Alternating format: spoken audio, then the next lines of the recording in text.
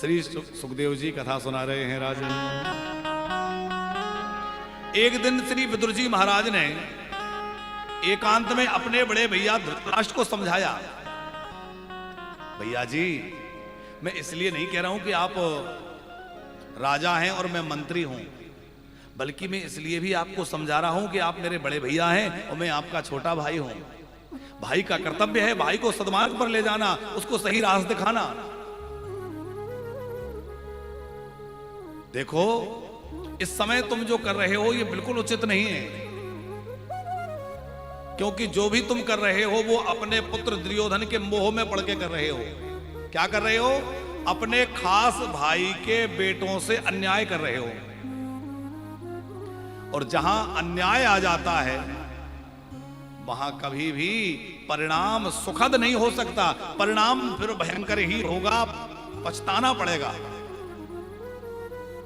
अन्याय और अधर्म का फल कभी भी मीठा नहीं हो सकता। बड़े भैया ये अन्याय मत करो, ये अधर्म मत करो, क्योंकि मुझे तो ऐसा लगता है ये जो दुर्योधन है ना, ये साक्षात कोई तुम्हारा पाप, कोई दोष ही तुम्हारा पुत्र बन के आ गया, जो तुम्हारे सुकृत को नष्ट कर रहा है, तुम्हारे श्रेयस को नष्ट कर रहा है और तुम्हारे जीवन में ये कलंक बनकर आया है।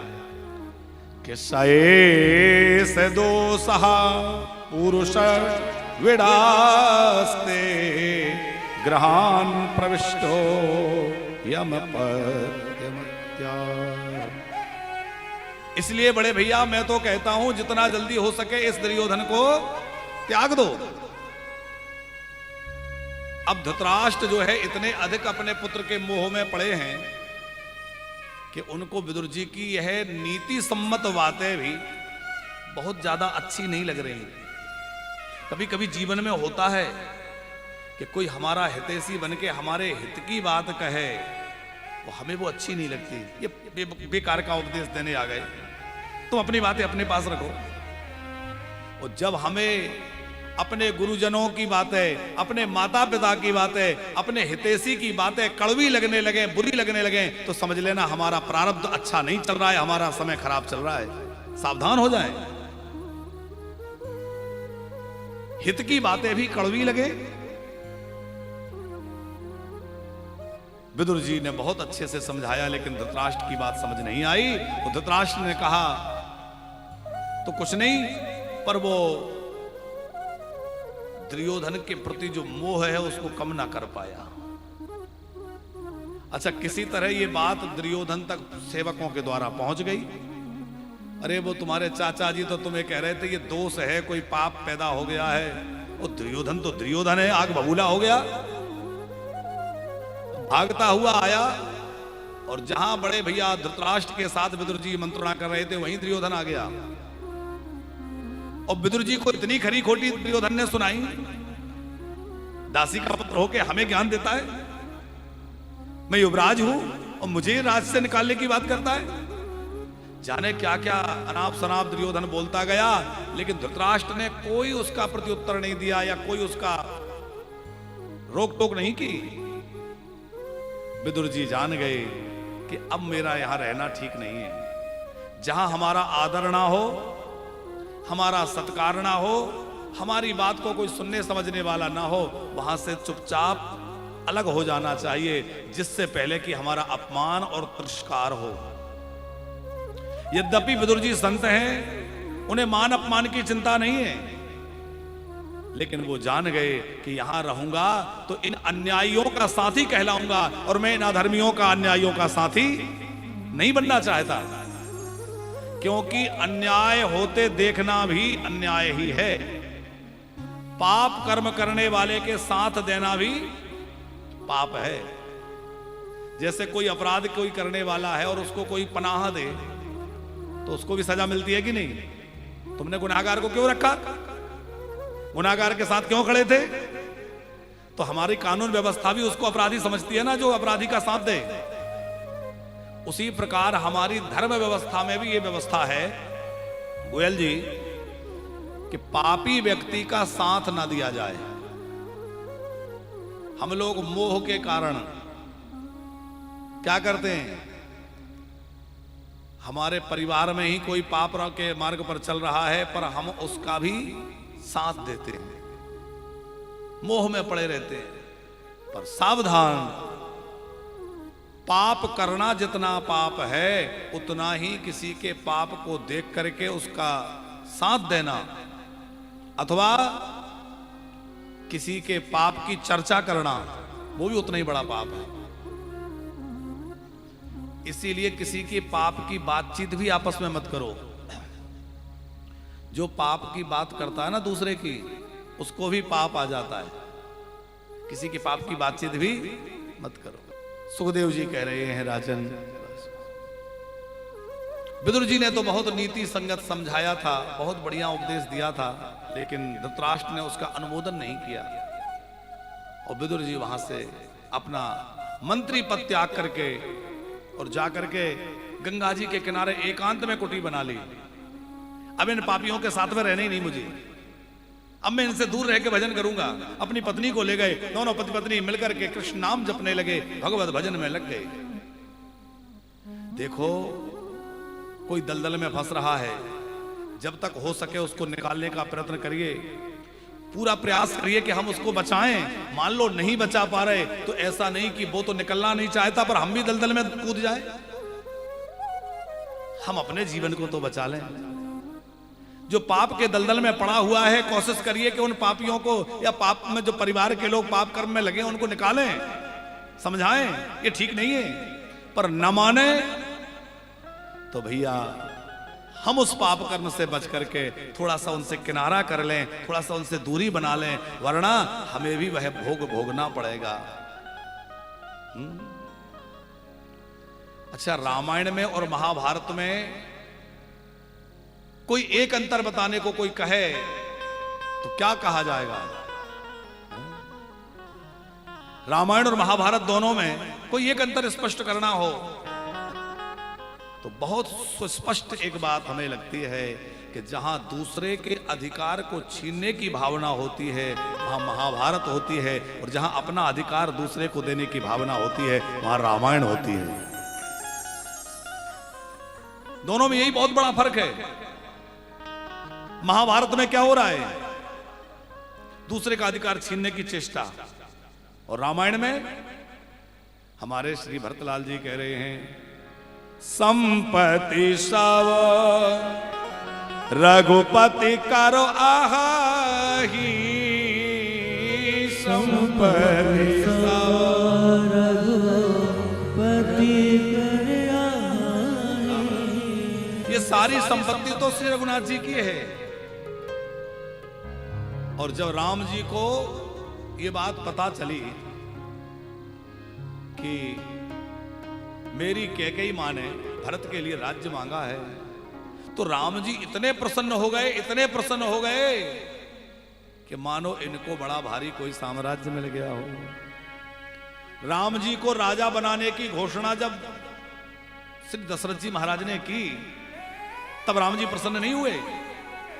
जब राम जी को राजगद्दी सौंपने की चर्चा जब अयोध्या में चल रही है तो राम जी संकोच में है, राम जी कुछ विचार मग्न हैं। उस समय राम प्रसन्न नहीं है। आप मानस पढ़िए, राम जी क्या कह रहे हैं? जन में एक संग सब भाई, जन में संग सब भाई, भोजन सायना केरी लरकाए, भोजन सायना केरी लरकाए, संग संग सब भय उछाहा। राम जी कह रहे हैं हम चारों भाइयों का जन्म भी संयोग से साथ ही हुआ। सब साथ में खेले, साथ में पढ़े, साथ में बढ़े, साथ में खाया, यज्ञोपवीत नामकरण सब साथ साथ ही तो हुए। और तो और विवाह भी एक साथ हुआ। लेकिन बंधु बिहाया पढ़ही आविषेक को,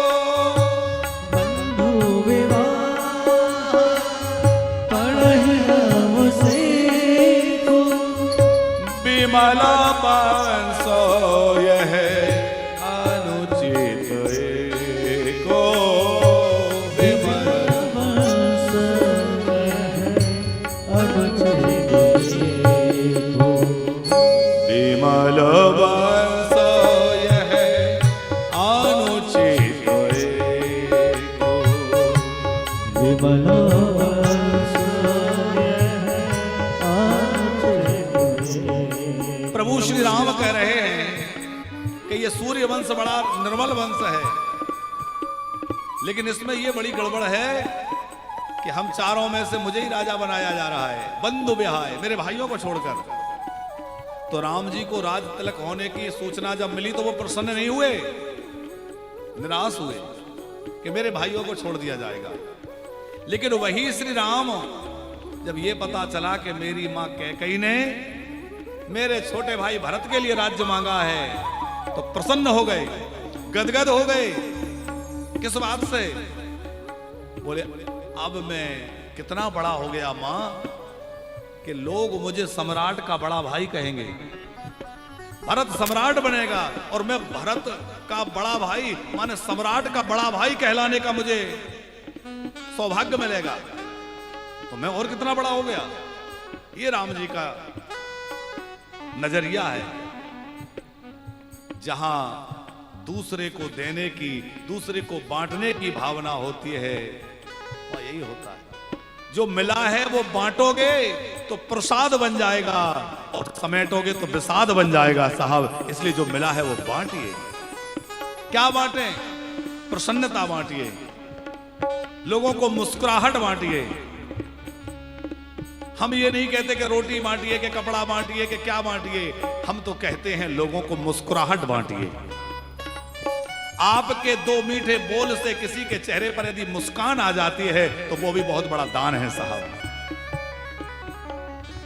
आपका प्रेम पूर्वक स्मित चितवन से किसी के चेहरे पर चमक आ जाती है तो वह भी बहुत बड़ा दान है।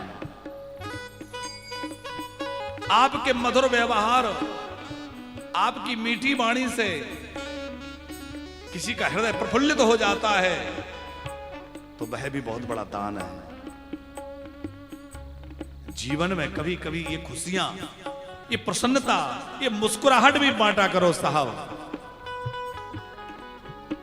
हम तो अपने आप को सौभाग्यशाली मानते हैं कि हमारी माताएं, तमाम बुजुर्ग, केवल वो माताएं नहीं कि जिनको घर को लोगों ने निकाल दिया वो माताएं रोती हुई आती हों, बल्कि मल्होत्रा जी ऐसे बुजुर्ग हैं, खूब संपन्न हैं, धन की संपत्ति की कोई कमी नहीं है, बच्चे भी सेवा के लिए तैयार हैं, लेकिन बच्चे बाहर रहते हैं, बच्चों के पास समय ही नहीं है, वो फोन पे बात करने के लिए भी उनके पास समय नहीं है। वो बुजुर्ग, अब उनको लगता है कि अब हमारा कौन देखभाल करेगा, अब हमारा कोई रहा ही नहीं, बच्चे तो बाहर चले गए, अब हम बीमार भी पड़ जाएंगे तो वो कब आ पाएंगे कि नहीं आ पाएंगे, कोई भरोसा नहीं। तो उनको बड़ी निराशा सी लगती है, और जब यहाँ आते हैं उनको एक उम्मीद की किरण लगती है, और आकर के जब वो हमसे थोड़ी संवाद करते हैं और जब वो प्रसन्नता से भर जाते हैं तो हमें लगता है साहब जीवन में हमने ये बहुत कुछ पा लिया है, जो इनके चेहरे पे मुस्कुराहट लौटा दी, इनके जीवन में जीने की एक नई उम्मीद, एक नई किरण हम लोगों के जीवन की उम्मीद बन सकें। ये जीवन की बहुत बड़ी उपलब्धि है साहब। हम लोगों की खुशियों का कारण बन सकें, ये जीवन की बहुत बड़ी प्राप्ति है। जीवन में कभी किसी की आंसुओं का कारण मत बनना, जीवन में कभी किसी के दुख का कारण मत बनना, क्योंकि आपके कारण किसी की आंख से आंसू टपकेगा तो आपको खून के आंसू रोना पड़ेगा, ध्यान रखना। आपके कारण किसी को यदि तकलीफ में जाना पड़ेगा तो आपको उसके हजारों गुना ज्यादा तकलीफ भोगना पड़ेगी। इसलिए ध्यान रहे, हमारे कारण किसी की आंख से आंसू न टपके, हमारे कारण किसी की प्रसन्नता न छिन जाए, हमारे कारण किसी की हंसी न रुक जाए। हमें याद है, हम छोटे थे, स्कूल का जीवन था, तो हम स्कूल जा रहे थे, तो जो आना जाने का नियम था, कुछ बच्चियां जाती थी, अब वो समय रहता है तो क्या रहा कि हमारे साथ कुछ लड़के रहते थे, तो वो बच्चियां जब निकले उनकी ओर देखें तो उससे वो बच्चियों जो मुस्कुराते हंसते हुए बात करते हुए जा रहे हैं तो वो सहम जाएं। हमें याद है वो समय।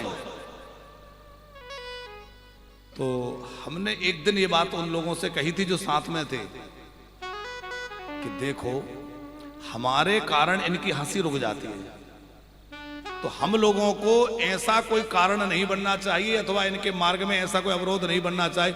अपनी भाषा में उस समय जो ज्ञान रहा होगा, पर बात जो कही वो हमें याद है कि हमारे कारण इनकी हंसी नहीं रुकना चाहिए।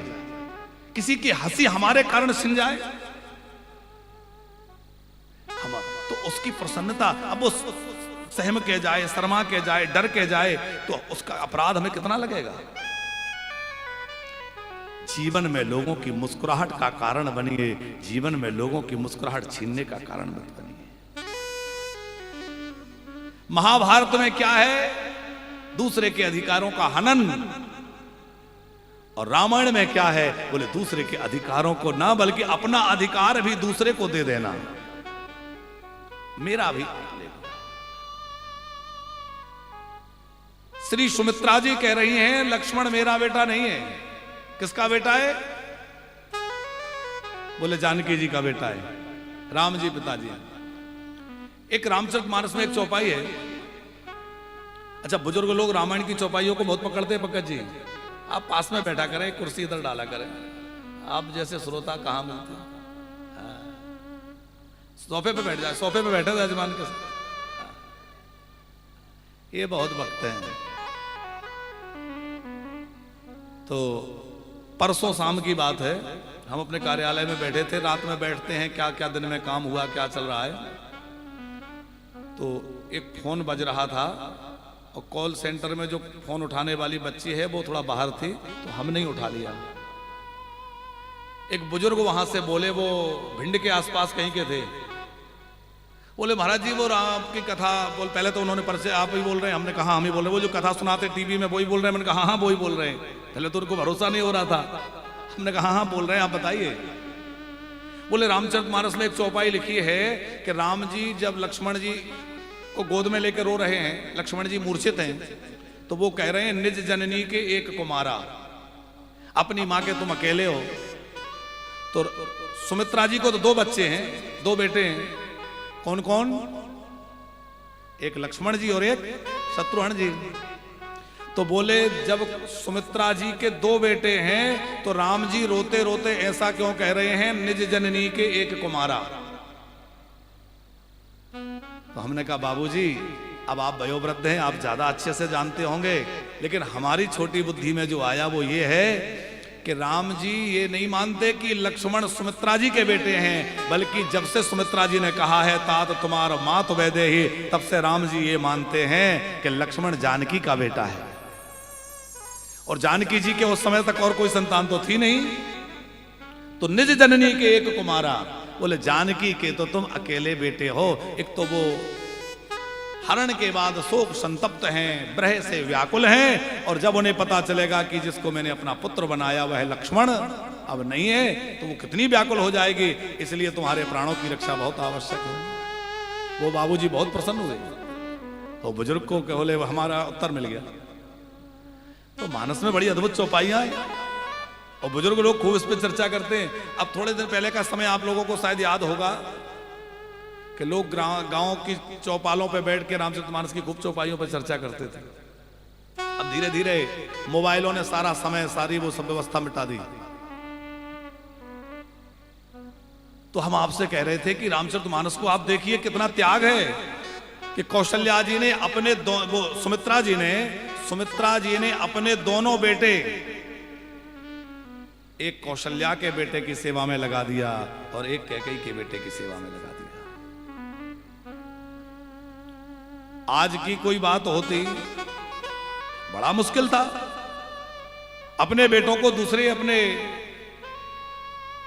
सौत के बेटों की सेवा में लगा देना। लेकिन धन्य है रामचरितमानस का ये आदर्श। इसीलिए साहब रामायण अद्भुत है। महाभारत में क्या है? बोले दूसरे के अधिकारों का हनन। जीवन में दूसरे का अधिकार छीनने मारने की कोशिश मत करना। विदुर जी महाराज ने मंत्री पद त्याग दिया, गंगा जी के तट पर जाकर के कुटिया बनाकर रहने लगे।